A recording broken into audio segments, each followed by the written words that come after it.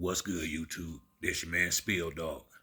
I had meant to make a video about Tim Bradley, man. Congratulations. I'm glad he made the Hall of Fame. He was a true warrior when he fought. You know, he gave exciting fights.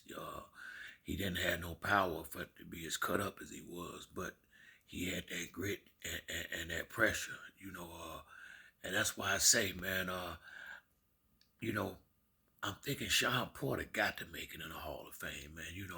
Shawn Porter don't get enough credit for what he did for boxing, especially at 147. It came a point in time where when Spence was finally coming out, everybody in the division was ducking and dodging and running for cover from Spence.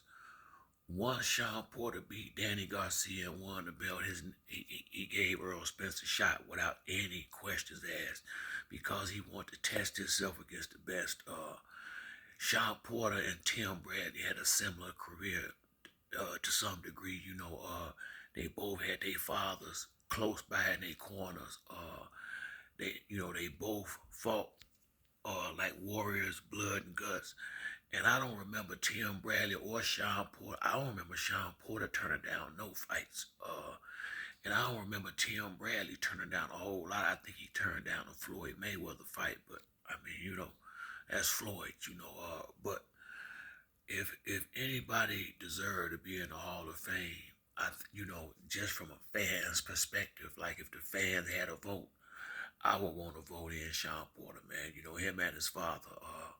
I hope he don't get passed over because he lost a few fights. But to be honest with you, he only lost to the best of the best. He lost to Terrence Crawford, Earl Spence, Keith Thurman, and the Kell Brook fight. He lost that fight.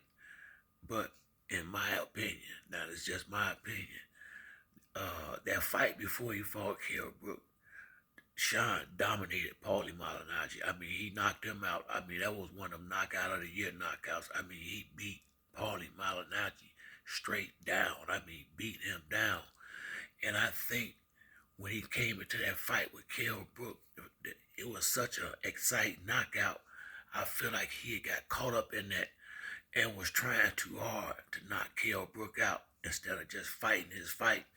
And I really believe he kind of gave that fight away, and I think Kenny got a little too cocky because he sat there and let Kell Brook sit right there with him and watch him work Shawn out on the mitts, on everything. And Kell Brook wasn't doing no but gathering information, and Kenny was being so arrogant at the time. He was saying that, he can watch it, he can't do nothing about it. And I just felt like it was a bad look from the time he did that till when the fight started. And you can tell Shawn wasn't his normal self. Because he was going for a knockout too hard. And anybody that box know, you let the knockout come.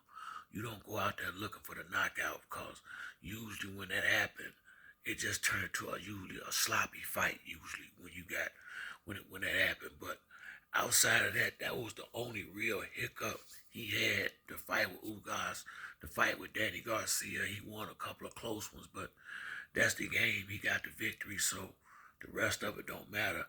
I really hope he don't get passed over and left out. I just think Shawn Porter is definitely deserving of to get in the Hall of Fame because once again, like I said at one time, if it wasn't for Shawn, ain't no telling. A lot of guys we wouldn't have been in these good fights because Shawn was willing to fight everybody. He was the only one. Danny Garcia wouldn't fight Earl. Keith wouldn't fight Earl. You damn near had to make it. Kell Brook fought him and lost. And Lamont Peterson fought him and lost. But most of the guys, Mikey Garcia stepped up to the plate and fought him. But most of the big names that was at welterweight, they was ducking and dodging Earl Spence because apparently they felt like they would lose, So Shawn Porter, I feel like I think he doesn't get he never got really the full credit he deserved. Now he got mad love from the fans, but just in the boxing community in general, I felt like at times he was a little disrespected and a little underrated for what he brought to the table as far as with his talent, with his endurance, with his character. Shawn is pretty much all around good dude. Seemed like so hopefully he getting all the fame. And that's it for me on this one. So if you like the video, hit the like or subscribe. Till the next time, it's your boy Spill Dog. I'm out.